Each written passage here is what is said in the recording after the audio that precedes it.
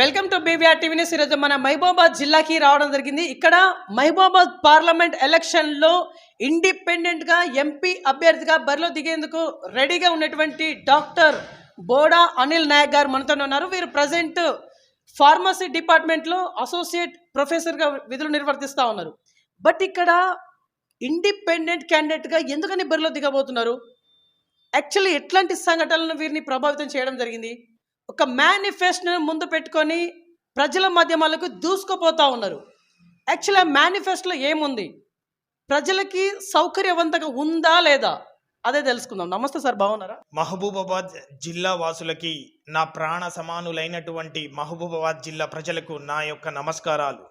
Okay sir, actually ఇక్కడ Mahabubabad parliament election బరిలో మీరు దిగబోతున్నారు. ఒక మేనిఫెస్టోను సైతం ముందు పెట్టుకొని ప్రజల మాధ్యమాలకు దూసుకుపోతూ ఉన్నారు. ఏంటి మీ మేనిఫెస్టోలో ఏముంది? స్టార్టింగ్ క్వశ్చన్ అడుగుతా ఉన్నాను. యాక్చువల్లీ మీ మేనిఫెస్టో అనేది ప్రజలకి సౌకర్యవంతంగా ఉందా? యా ఖచ్చితంగా చెప్పగలను. నా మేనిఫెస్టో అనేది ప్రజలకి చాలా సంపూర్ణంగా ప్రజా సంక్షేమం కోసం, ప్రజల యొక్క సమస్యల్ని తీర్చడానికి దోహదం చేస్తుందని నేను విశ్వసిస్తున్నాను. ఎందుకంటే నా మేనిఫెస్టోలో ఫస్ట్ స్కిల్ డెవలప్మెంట్ స్కీమ్ కింద అన్ఎంప్లాయ్మెంట్ యూత్ని ముఖ్యంగా శిక్షణ పొందడానికి నా మొదటి ప్రాధాన్యత ఇస్తున్నాను.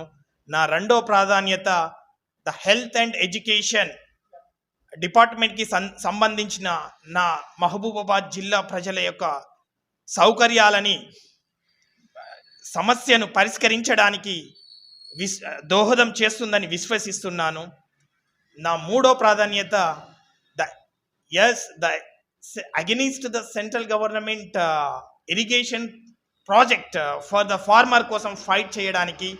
అందుకే నా యొక్క థర్డ్ ప్రియారిటీ ఇరిగేషన్ ప్రాజెక్ట్ యొక్క సపోర్ట్తో రైతులకి వ్యవసాయం చేసుకునేందుకు ముఖ్యంగా దోహదం చేస్తుందని విశ్వసిస్తున్నాను. నా నాలుగో ప్రియారిటీ విలేజ్లలో ఉండే మౌలిక సదుపాయాల సమస్యని తీర్చడానికి, డ్రైనేజ్ సిస్టమ్ యొక్క వ్యవస్థను మార్చడానికి నేను ప్రాధాన్యత ఇస్తున్నాను. నా ఐదో ప్రాధాన్యత విలేజ్లలో ఉండే ప్రతి ఒక్క సామాన్య నిరుపేద కుటుంబాలకి, అనారోగ్యంతో బాధపడుతున్న నా జిల్లా వాసుల యొక్క సమస్యను తీర్చడానికి ప్రతి ఒక్క గ్రామ పంచాయతీలో క్లినికల్తో పాటు ఒక ఫార్మసిస్ట్తో పాటు ఒక నర్స్ని కూడా కేటాయించడం జరుగుతుందని విశ్వసిస్తున్నాను. నా అనదర్ ప్రియారిటీ నా జిల్లా వాసులకి ఫిజికల్గా యాక్టివ్గా ఉండడానికి, నా అన్ఎంప్లాయ్మెంట్ అండ్ ఎంప్లాయ్మెంట్ యూత్స్కి సౌకర్యకరంగా ఉండడానికి వాళ్ళ కోసం వాలీబాల్ కోర్ట్ ప్రిపేర్ చేసి ఇస్తానని నమ్ముతున్నాను, మీకు ఇస్తాను. నా అనదర్ ప్రియారిటీ ప్రతి ఒక్క ఎస్టీ, ఎస్సీ, బీసీ బిడ్డల యొక్క రిజర్వేషన్ కోసం నా వంతు సహకారం చేసి మీ యొక్క రిజర్వేషన్ని పెంపొందించడానికి దోహదపడతానని నేను విశ్వసిస్తున్నాను. మా జిల్లా వాసుల కోసం ప్రతి గ్రామ పంచాయతీలో విలేజ్ అంబులెన్స్ ఫెసిలిటీ పర్మనెంట్గా పెడతానని విశ్వసిస్తూ, మీ సమస్యల్ని తీర్చడానికి ప్రతి ఒక్క గ్రామ పంచాయతీలో విలేజ్ మెడికల్ ఆఫీసర్ని కూడా పెడతానని నమ్ముతున్నాను. అదేవిధంగా విలేజ్లలో ఇంకుడు పెట్టే గుంతలు ఏర్పాటు చేసి, ఇంకుడు పెట్టే కుంప ఏర్పాటు చేసి ఆ విలేజ్లో ఉండే మస్కిటోస్ ద్వారా మీకు అనారోగ్య పాలు కాకపోవడానికి దోహదం చేస్తాను. అదేవిధంగా విలేజ్లలో ఉండే ప్రతి ఒక్క బిడ్డ కోసం నిజాయితీగా ధర్మ పోరాటం చేసి, మా బిడ్డల యొక్క సంక్షేమం కోసం, వాళ్ళ యొక్క మౌలిక సదుపాయాల కోసం నిర్విరామంగా పార్లమెంట్ సాక్షిగా సమస్యని ప్రస్తావిస్తానని మాట ఇస్తున్నాను. ఓకే సార్, ఇదంతా ఓకే, మీరు చెప్పినటువంటి మేనిఫెస్టో ఓకే, ప్రజల మాధ్యమాల్లోకి దూసుకుపోతున్నాయి, మీరు చెప్పడంలో సక్సెస్ అవుతా ఉన్నారేమో ఓకే, కానీ మీకు ఓట్లు పడతాయా? మహబూబాబాద్ ప్రజలకి మీరు సుపరిచితులా? మీరు తెలుసా మహబూబాబాద్ ప్రజలకి? ఖచ్చితంగా ఓట్లు పడతాయని నేను విశ్వసిస్తున్నాను. ఎందుకంటే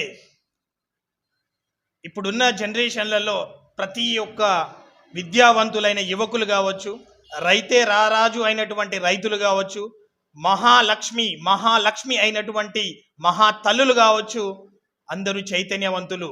మా మహబూబాబాద్ జిల్లా వాసులు చైతన్యవంతమైన ప్రజలు. ఇప్పటి వరకు ఈ రాజకీయ పార్టీల నుంచి గెలుపొందిన ఈ ఎంపీలు మన సమస్యల గురించి పార్లమెంట్లో ప్రస్తావించట్లేదు. దానికి వ్యతిరేకంగా ఖచ్చితంగా వాళ్ళ యొక్క అధిష్టానాలకి, ఆ ప్రతినిధులకి తగిన బుద్ధి చెప్పి నన్ను ఆశీర్వదిస్తారని, మీ సమస్యల కోసం మీ గలమే నా గలమై పార్లమెంట్లో వినిపిస్తానని నేను సభాముఖంగా డివిఆర్ న్యూస్ ఛానల్ ప్రతినిధి ద్వారా మిమ్మల్ని విన్నవించుకుంటున్నాను. సార్, యాక్చువల్లీ మీరు ఫార్మసీ డిపార్ట్మెంట్లో అసోసియేట్ ప్రొఫెసర్గా ఉన్నటువంటి పరిస్థితి. యాక్చువల్లీ మీరు మహబూబాద్ ప్రజల కోసం, యావత్ మహబూబాద్ ప్రజల కోసం మీరు ఏం చేసిల్లు సార్?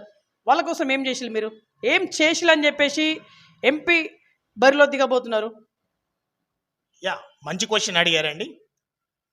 నేను మహబూబాబాద్ ప్రజలకి ఏం చేశాననేది చూడండి. నాకు 34 సంవత్సరాల ఒక విద్యావంతుడైన ఈ యువకుడు, నేను రాజకీయాలలోకి రాకముందు నేను ఎంతో స్టడీ చేశాను. నా మహబూబాబాద్ ప్రజల యొక్క నాడిని పట్టాను. మా మహబూబాబాద్ ప్రజల యొక్క సమస్యల గురించి స్టడీ చేశాను. అందుకే నా ప్రతి పల్లెల్లో ఉండే పేద మధ్యతరగతి సామాజిక వర్గానికి చెందిన నా బిడ్డలు ఎంతోమంది ఇల్లు లేక, కట్టుకోవడానికి గుడ్డ లేక, గూడు లేక, తినడానికి తిండి లేక ఎంతోమంది ఏజెన్సీస్లలో మహబూబాబాద్ జిల్లాకి చెందిన ఎన్నో ప్రాంతాలు, గంగారాం కావచ్చు, కొత్తగూడ మండలి కావచ్చు, బయ్యారాం కావచ్చు, ఇల్లందు ప్రాంతాలు కావచ్చు, మేడారాం కావచ్చు, పస్రా కావచ్చు, అటువంటి ఎంతో మంది గిరిజన బిడ్డలు ఎన్నో సమస్యలతో కొట్టుమిట్టాడుతున్నారు. వాళ్ళ కోసం నా వంతుగా అనిల్ యువసేన ద్వారా ఇప్పటి వరకు ఎన్నో కార్యక్రమాలు చేశాను, నా వంతు సహకారం చేశాను అని నేను విన్నవించుకుంటున్నాను. Okay sir, actually Mahabubabad parliament వరకు మనం మాట్లాడుకుంటే, పార్లమెంట్ పరిధి వరకే మనం మాట్లాడుకుంటే, యాక్చువల్లీ డెవలప్మెంట్ పైన మీ కామెంట్ ఏంటిది? ఎట్లాంటి డెవలప్మెంట్ని మీరు నిశ్చితంగా అబ్జర్వ్ చేయడం జరిగింది? ఇప్పటి వరకు మహబూబాబాద్ జిల్లా ప్రజలకి డెవలప్మెంట్ అనేది నాకైతే కను సన్నల్లో కూడా కనబడట్లేదు. ఎందుకంటే మహబూబాబాద్ వాసులు గత సంవత్సరాల నుంచి ఎంచుకున్న ప్రజాప్రతినిధులు అధికార పార్టీ అధినేతలకి, అధిష్టానాలకి లొత్తుగా మారి వాళ్ళ యొక్క ఆర్థిక స్వలాభం కోసం ప్రజా సమస్యల్ని పక్కదారి పట్టించి మన ప్రజల యొక్క సమస్యల్ని ప్రస్తావించకుండా పిల్లి లెక్క దాక్కొని అధిష్టానాలకి లొత్తుగా వ్యవహరిస్తున్నారు. అందుకే నా యొక్క మహబూబాబాద్ జిల్లా ప్రజల యొక్క సమస్యల్ని తీర్చడానికి నేను ఏ అధిష్టానానికి, ఏ అధినేతలకి లొత్తుగా ఉండకూడదని భారత రాజ్యాంగం కల్పించిన హక్కు స్వతంత్ర అభ్యర్థి. ఆ స్వతంత్ర అభ్యర్థి మీ యొక్క మద్దతుతో నేను గెలుపొంది పార్లమెంట్ సాక్షిగా స్వతంత్రంగా మీ సమస్యల్ని ప్రస్తావిస్తూ ఉంటే, ఆ గెలుపొందిన పార్టీల నుంచి ఎంపీలు సిగ్గుతో తల వంచుకొని ఒక స్వతంత్రంగా గెలిచిన అభ్యర్థినే ఈ విధంగా పార్లమెంట్లో సమస్యల గురించి ప్రస్తావించి ధర్నా చేస్తూ ఉంటే, అరే మనం పార్టీల నుంచి గెలుపొందిన మనం చేయలేకపోతున్నామనే సిగ్గుతో నన్ను సపోర్ట్ చేయడం ద్వారా ఇది దేశవ్యాప్తంగా ఒక చర్చనీయ అంశంగా మారి నా యొక్క సమస్యల్ని ప్రస్తావించడం ద్వారా, ఆ ప్రస్తావన ద్వారా నేను ఖచ్చితంగా సాధించుకొని మీకోసం, ఎస్సీ బిడ్డల కోసం వర్గీకరణ తీసుకురావడానికి తగినంత నా యొక్క బలం నేను ప్రయోగించి ప్రధానమంత్రి ముందు పార్లమెంట్లో ప్రస్తావిస్తానని విన్నవించుకుంటున్నాను. అదేవిధంగా ఎస్టీ సోదరుల కోసం 12% రిజర్వేషన్ పెంపొందించడానికి పార్లమెంట్లో మన ఎంపీ నేను గలం విప్పుతాను. అదేవిధంగా బీసీ బిడ్డల కోసం 52% రిజర్వేషన్ పెంచడానికి నా వంతు గట్టి ప్రయత్నం చేసి అది సాధించుకుంటాననే నమ్మకం, విశ్వాసం నాకుందని నేను విన్నవించుకుంటున్నాను. అదేవిధంగా ఒకవేళ నేను సమస్య ప్రస్తావించిన తర్వాత కూడా అది సమస్య పరిష్కారం కాలేదంటే నా జిల్లా ప్రజల వాసులని ఢిల్లీ గడ్డ మీద తీసుకెళ్లి వాళ్ళతో పాటే రోడ్ల మీద నిరసన దీక్ష చేసి ఆ సమస్యల పరిష్కారం కోసం, నా బిడ్డల యొక్క పరిష్కారం కోసం ఖచ్చితంగా సాధించి తీర్చుతానని విన్నవించుకుంటున్నాను. మీ యొక్క సహకారం నాకు ఉంటే నేను బరాబర్గా పార్లమెంట్లో ఒక స్వతంత్ర అభ్యర్థిగా ఫైట్ చేయగలను. ఎందుకంటే నాకు అధినేతలు లేరు. నా అధిష్టానం అధినేతలు ప్రజలే దేవుళ్ళు, సమాజమే దేవాలయం. రైట్ సార్, ఇక్కడ ఇంత భావోద్వేగంతో ఇంత హుందాతనంగా మీరు ఏదైతే ఒక ఎక్స్పీరియన్స్డ్ పర్సన్గా మీరు అంటే అనుభవం కలిగినట్టుగా మాట్లాడుతూ ఉన్నారు. అంటే ఎట్లాంటి సంఘటనలు మిమ్మల్ని ప్రభావితం చేయగలిగింది? రాజకీయాల వైపు మళ్ళడానికి గల ప్రధాన కారణం ఏంటిది? చాలా మంచి క్వశ్చన్ అడిగారండి. నేను రాజకీయాల్లోకి రావడానికి చాలా కారణాలు ఉన్నాయి. ఎందుకంటే ఒక విద్యావంతునిగా, ఒక అసోసియేట్ ప్రొఫెసర్గా నా వంతు సహకారం నేను చేస్తున్న క్రమంలో పేరు ప్రస్తావించను కానీ ఒక ఎమ్మెల్యే ఫెస్టివల్ టైంలో ఫెస్టివల్కి అటెండ్ అవుతూ తిరుగుతూ అదే విలేజ్లో ఒక నిరుపేద కుటుంబం తల్లడిల్లి ఒక వ్యక్తి చనిపోయారు. అటువంటి వ్యక్తిని పరామర్శించకుండా వాళ్ళ యొక్క అనుచరులని పెట్టుకొని ఆ విలేజ్లో ఫంక్షన్లో పాల్గొని రావడం జరిగింది. అది ఎంత మూర్ఖత్వమైన భావంతో ఉన్నారు ఈ ప్రజాప్రతినిధులు అనేది నాకు అప్పుడు చాలా చాలా బాధేసింది. ఎందుకంటే ఒక పేద మధ్యతరగతి కుటుంబానికి ఓటు హక్కు లేదా? అతను ఓటు వేస్తేనే కదా మీరు ప్రజాప్రతినిధులుగా అసెంబ్లీలలో, పార్లమెంట్లో వెళ్ళి కూర్చొని దర్జాగా ఏసీలలో కూర్చొని ప్రజా సమస్యల్ని పక్కిదారి పట్టిస్తున్నారు. అందుకే చాలా విషయాలు చలించాను.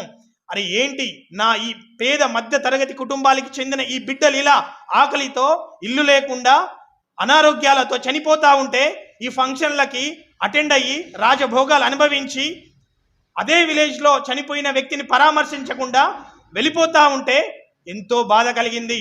అరే నేను ఒక పేద మధ్య తరగతి కుటుంబానికి చెందిన ఒక బిడ్డని, నాలాగా ఎవరు ఇబ్బంది పడకూడదు. నా ప్రజలు ఇబ్బంది పడుతున్నారు. అందుకే ఆ ప్రజలకి నేను ఒక గలంగా మారి నా యొక్క గలాన్ని లక్షల యొక్క గలంగా తీర్చిదిద్ది పార్లమెంట్లో నా యొక్క ప్రస్తావనని చాలా గట్టిగా ప్రశ్నించి ఈ ప్రజాప్రతినిధులకి ఒక ఆదర్శవంతమైన రాజకీయం ఎలా చేయాలో నేర్పిస్తానని ఈ సభాముఖంగా తెలియజేసుకుంటున్నాను. రైట్ సార్, మీరు ఒక మేనిఫెస్టోని ముందు పెట్టుకొని దూసుకుపోతా ఉన్నారు. మరి ప్రజల నాడి అనేది ఎలా ఉందని మీరు అనుకుంటా ఉన్నారు?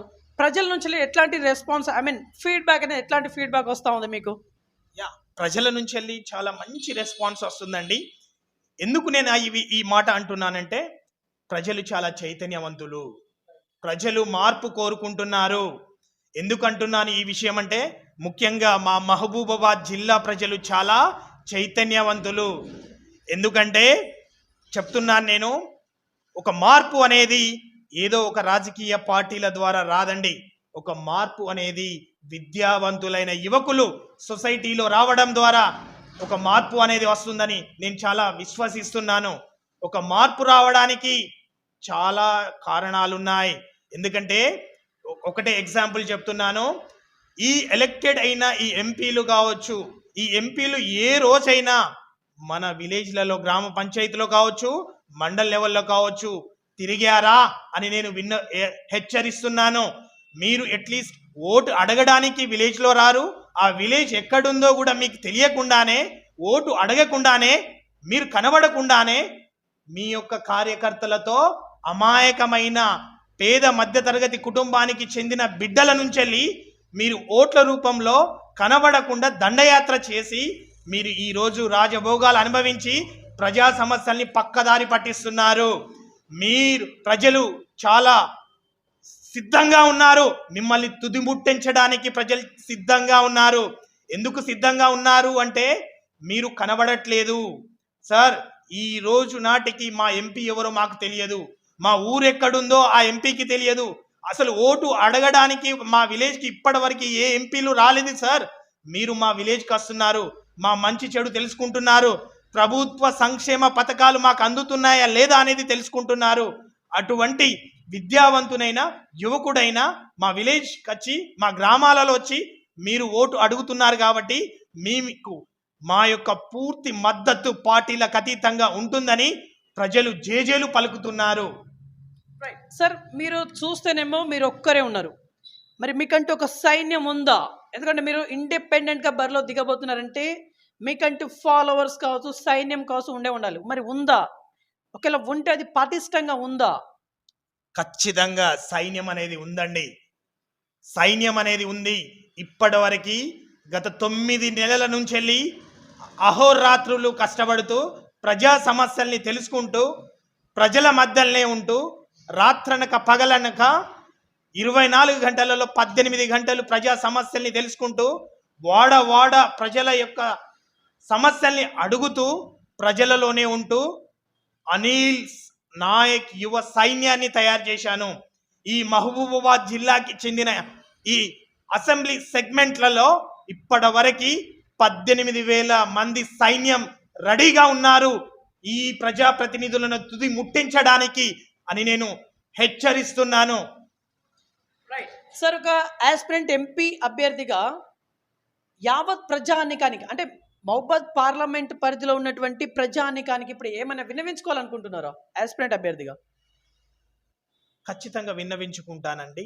ఎందుకంటే నా యొక్క మహబూబాబాద్ ప్రజలు చాలా చైతన్యవంతులు, చాలా విజ్ఞాతతో ఆలోచన చేసి చైతన్యంతో 10 మందిని చైతన్యపరిచి విద్యావంతులైన యువకులు, రైతే రారాజు అయినటువంటి రైతులు, మహాశక్తి అయినటువంటి మహిళలు, మీరు ఒక 100 మందిని మీతో పాటు ఒక 100 మందిని చైతన్యపరిచి అరే బిడ్డ మన యొక్క సమస్య గురించి తీర్చడానికి, మన యొక్క సమస్యల్ని పార్లమెంట్లో ప్రస్తావించడానికి, మన సమస్య నుంచి విముక్తి చెందడానికి, ఈ పార్టీల బానిసత్వం నుంచి విముక్తి చెంది మన సమస్య కోసం నిజాయితీగా, నిక్కర్సంగా, ఐక్యంగా, సమైక్యంగా మనలందరినీ ఏకం చేసి ఈ బిడ్డ పార్లమెంట్లో అన్ని రాష్ట్రాల నుంచి వెళ్ళి వచ్చిన ఎంపీల ముందు మనం పంపించిన ఈ స్వతంత్ర అభ్యర్థి అనే ఈ విద్యావంతుడైన యువకుడు మన సమస్యల గురించి పార్లమెంట్లో ప్రస్తావిస్తారనే నమ్మకం బరాబర్గా వాళ్ళు నమ్ముతున్నారని నేను విశ్వసిస్తున్నాను.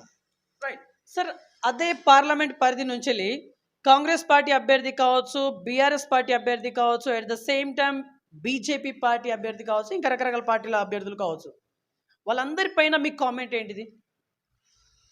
చాలా మంచి క్వశ్చన్ అండి. ఈ రాజకీయ పార్టీలు వాళ్ళ యొక్క ప్రతినిధులని, వాళ్ళ యొక్క అభ్యర్థిత్వాన్ని ఇప్పటివరకు ప్రకటించలేదు. ఈ రాజకీయ పార్టీలు అభ్యర్థిత్వాన్ని పోకపోవడం ఒక ఎత్తు, ఈ రాజకీయ పార్టీకి చెందిన అభ్యర్థులు ఇప్పటివరకు ఒక పల్లెకి పోయి వాళ్ళ సమస్య పరిష్కారం కోసం వాళ్ళ సమస్యల్ని అడిగి తెలుసుకున్న దాఖలాలు లేవు. ఎందుకంటే ఇప్పటివరకు నేను ఎన్నో గ్రామాలు తిరిగాను. గత 9 నెలల నుంచి వెళ్ళి 4,67,000 మంది ప్రజలని, చైతన్యవంతుల్ని కలిశాను.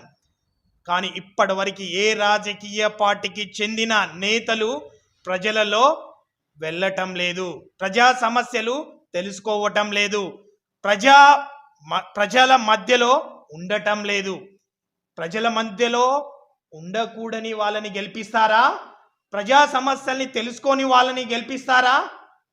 ప్రజా సమస్యలు తెలుసుకొని మీ గ్రామాలలో వచ్చి చైతన్యపరుస్తూ నన్ను ఆశీర్వదించండి, మీ సమస్యలే నా సమస్యగా భావించి ఒక పార్లమెంట్లో ఒక స్వతంత్ర అభ్యర్థిగా ప్రస్తావిస్తానని గత 9 నెలల నుంచి వెళ్ళి ప్రతిరోజు 18 గంటలు నిరంతరం నా ప్రజల మధ్యలో ఉంటూ వాళ్ళ యొక్క సమస్యని తెలుసుకుంటూ ఆ సమస్యల పరిష్కారం కోసం ఇంకా నేనేం చెయ్యాలనేది ప్రణాళిక ఇంకా సిద్ధం చేసుకుంటున్నాను. రైట్. యాక్చువల్లీ 9 నెలల నుంచి వెళ్ళి మీరు ప్రజల మధ్యలో తిరుగుతూ ఉన్నానని చెప్పేసి అంటా ఉన్నారు. సార్ ఏం అబ్జర్వ్ చేసింది సార్? మహబూబాద్ ప్రజలు ఏం ఆశిస్తూ ఉన్నారు? మహబూబాబాద్ ప్రజలు ఆశించిందల్లా వాళ్ళ గ్రామాలలో ఉండే మౌలిక సదీ మౌలిక సదుపాయాలని పెంపొందించడానికి, మా యొక్క మౌలిక సమస్యల్ని తీర్చడానికి, మేం పండించే పత్తి రైతు గిట్టుబాటు ధర మాకు పెంచడానికి ఎవరైతే ఎంపీ పార్లమెంట్లో అహర్నిశలు కష్టపడతారో వారికే మా ఓటు అంటున్నారు. ఒక రైతు పండించే వరి కొనుగోలు కేంద్రాలు ఎవరైతే మా ప్రాంతాలలో పెంచి మా వరి కొనుగోలు ధాన్యాన్ని దిగుబడిని పెంచి గిట్టుబాటు ధర 3,500 రూపాయలు ఎవరైతే పెంచుతారో కింటాకి వాళ్ళకే మా మద్దతు అని అంటున్నారు. మా యువత, మా చైతన్యవంతులైన ప్రాణ సమానులైనటువంటి నా యువత మాకు రిజర్వేషన్లు లేక, మాకు గవర్నమెంట్లో ద జాబ్స్ అనేటివి లేక ఎంతో సతమతం అవుతున్నారు. వాళ్ళు చాలా విఘ్నులు.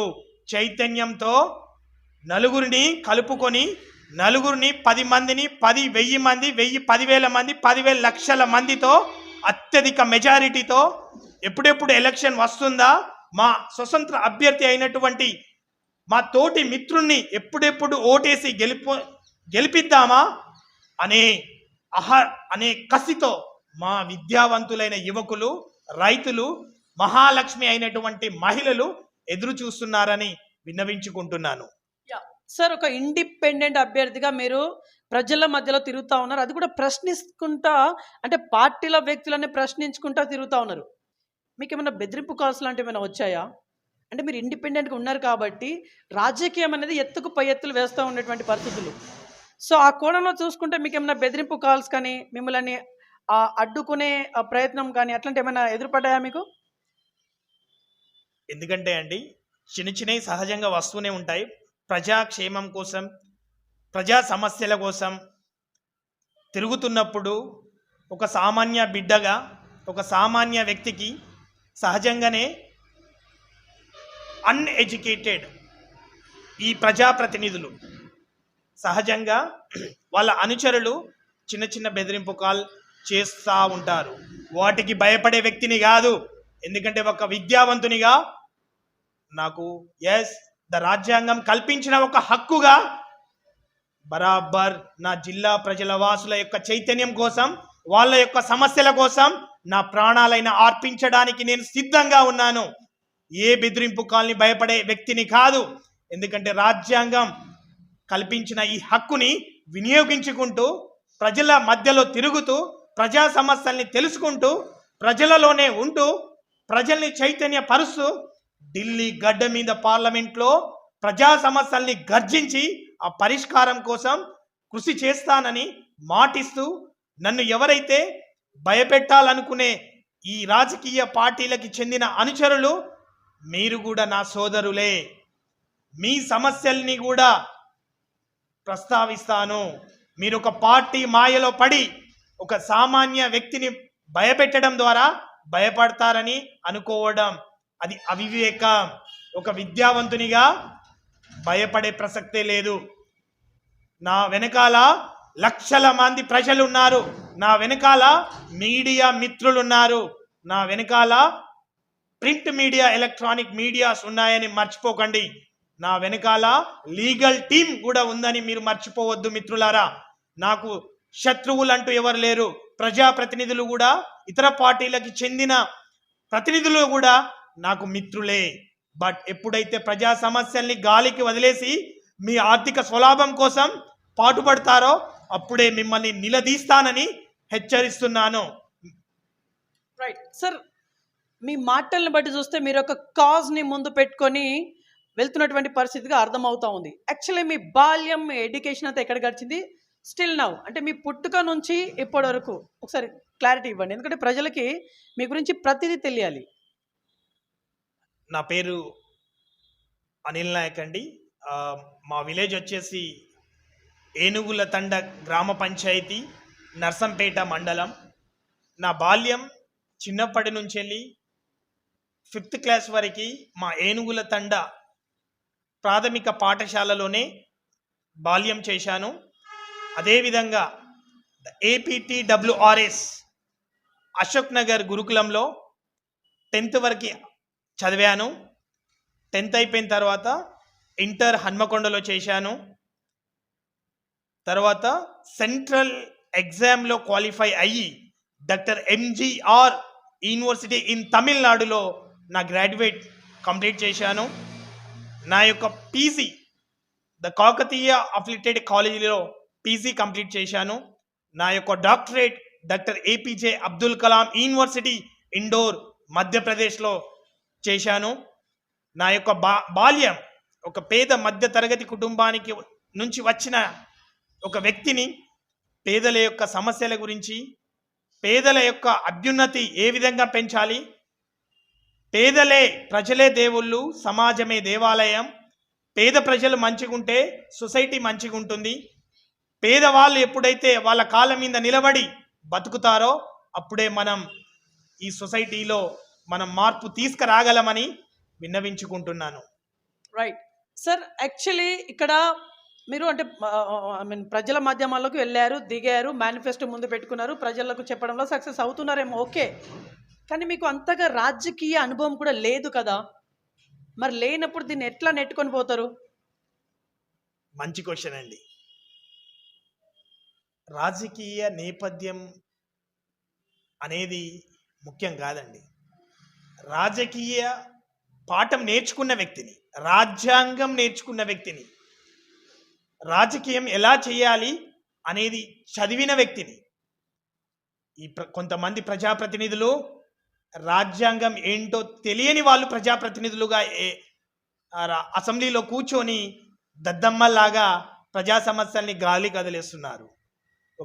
రాజ్యాంగం తెలిసిన ఒక విద్యావంతునిగా చెప్తున్నాను, ప్రజా సమస్యల్ని ప్రస్తావించుకుంటూ ఈ రాజకీయ పార్టీల యొక్క ఎత్తుగడలని సమర్థంగా తిప్పి కొడుతూ ప్రతి గ్రామ పంచాయతీలో ఒక 20 మంది విద్యావంతులైన యువకుల్ని సైన్యంగా చేసుకుంటూ ఈ రాజకీయ పార్టీల నుంచి వెళ్ళి కంటెస్ట్ చేసే అభ్యర్థులని డిపాజిట్ రాకుండా అత్యధిక మెజారిటీతో మహబూబాబాద్ ప్రజలు అయినటువంటి నా ప్రాణ సమాలునైనటువంటి నా విజ్ఞావంతులైన చైతన్యవంతులైన నా ప్రజలు నన్ను సంపూర్ణంగా అత్యధిక మెజారిటీతో ఆశీర్వదించి పార్లమెంటుకి పంపిస్తారని విశ్వసిస్తున్నాను.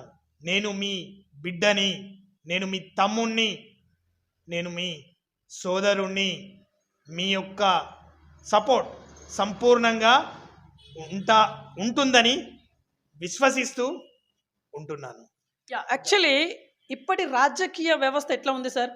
యాక్చువల్లీ డబ్బు ఉన్న వారిదే రాజ్యం ఏలుతున్నటువంటి పరిస్థితులు ఉన్నాయి. అంటే ప్రజెంట్ రాజకీయ వ్యవస్థ అట్లే నడుస్తుంది. మరి మీరున్నారా ఆర్థికంగా? స్ట్రైట్గా అడుగుతా ఉన్నాను, మీరు ఎంపీ ఎలక్షన్ బరిలో దిగబోతున్నారు కాబట్టి ఆర్థికంగా మీరున్నారా? పెట్టుకునేంతగా మీరున్నారా? అంటే ఆ రకమైనటువంటి రాజకీయ ధోరణి ప్రజెంట్ ఉంది కాబట్టి క్వశ్చన్ మిమ్మల్ని అడగడం జరుగుతుంది. మా మహబూబాబాద్ ప్రజలు విఘ్నులు. రాజకీయ నేతలు ఇచ్చే డబ్బు ఆశపడి వాళ్ళకి అమ్ముడు పోయే రకం కాదని నేను విశ్వసిస్తున్నాను. ఎందుకంటే చైతన్యవంతమైన గడ్డ మా మహబూబాబాద్ జిల్లా.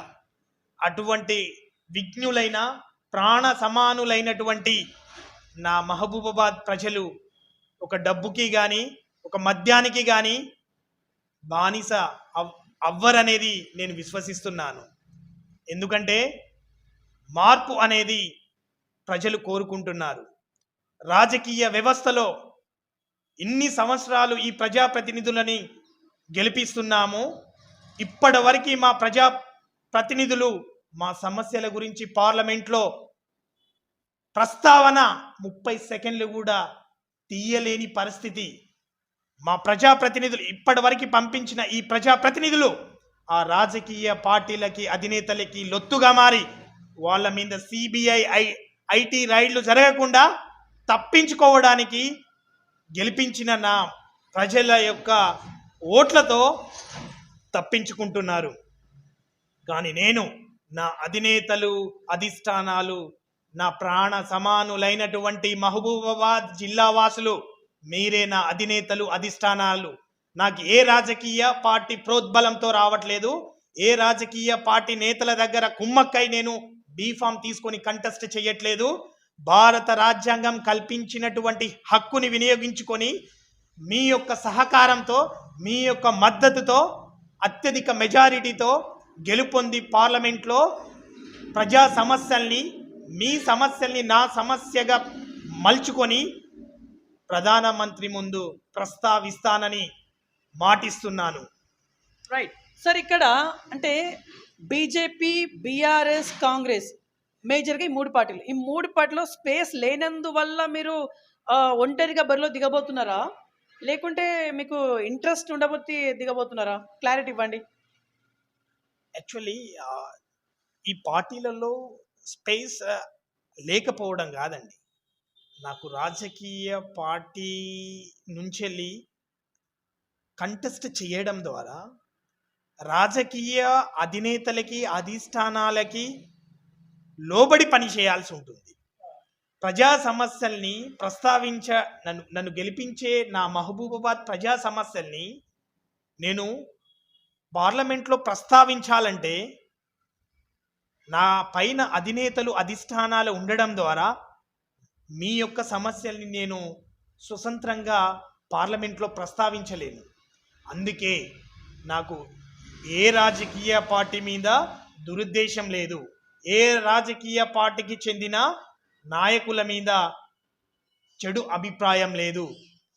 నా అభిప్రాయం ఒక్కటే, నా ప్రజల యొక్క మద్దతుతో నేను పార్లమెంట్లో ఎవరి ఒత్తిడి లేకుండా నా ప్రజా సమస్యల్ని స్వతంత్రంగా ప్రస్తావించే హక్కు ఒక స్వతంత్ర అభ్యర్థికి మాత్రమే ఉంటుంది.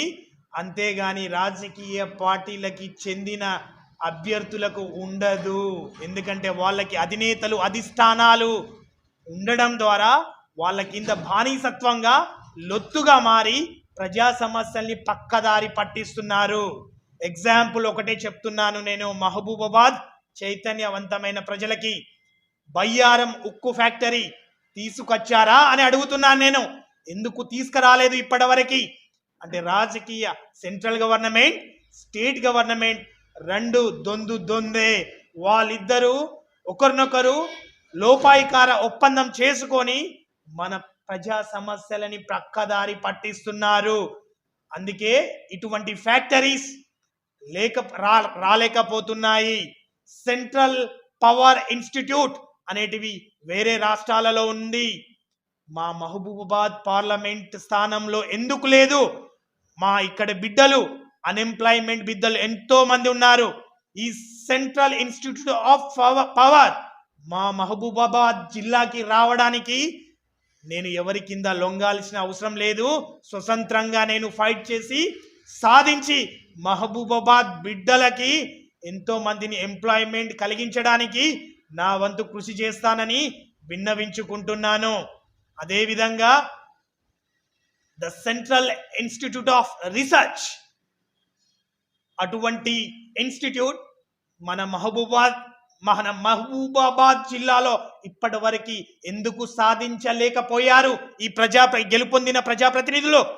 ఎందుకంటే వాళ్ళకి అధినేతలు, అధిష్టానాలు లొత్తుగా మారి మన ఇటువంటి ఇన్స్టిట్యూట్ని పక్క జిల్లాలోకి తరలిపోతున్నాయి.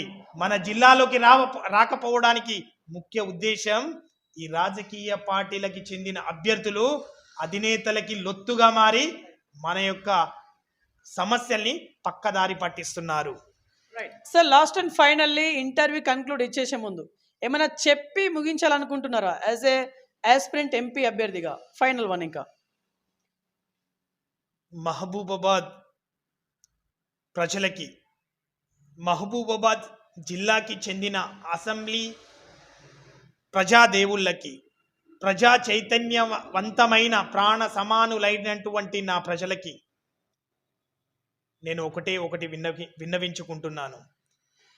ఏ రోజైనా గత చరిత్రలో ఒక ఎంపీ అభ్యర్థి మీ గ్రామాలలో వచ్చారా?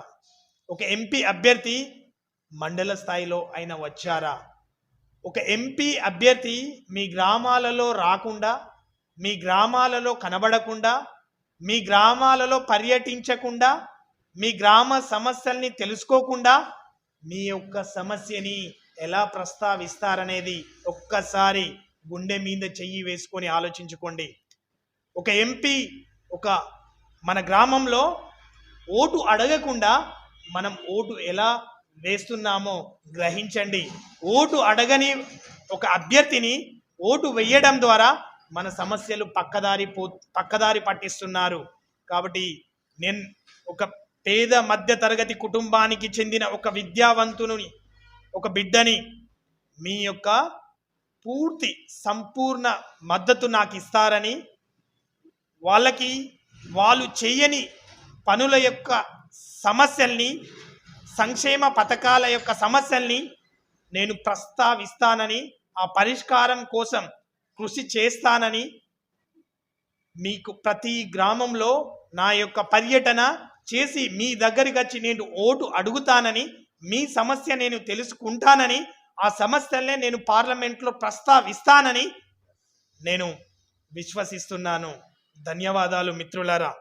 ఒక మధ్యతరగతి సామాజిక వర్గానికి చెందిన ఈ బిడ్డని, ఒక విద్యావంతుణ్ణి పిలిచి ఈ ముఖాముఖి కార్యక్రమం నిర్వహించినందుకు బీవీఆర్ యాజమాన్యానికి, తోటి మిత్రులకి, రిపోర్టర్లకి, శ్రేయోభిలాషులకి, మహబూబాబాద్ జిల్లా ప్రజలకి మరొక్కసారి ధన్యవాదాలు తెలుపుకుంటూ సెలవు తీసుకుంటున్నాను. రైట్. సో ఇదండి ఇవాళ ఇంటర్వ్యూ. నెక్స్ట్ మరొక ఇంట్రెస్టింగ్ మరి ఇంపార్టెంట్ టాపిక్తో మీ ముందు చూస్తున్నాను. BVR TV news. Until then bye, take care.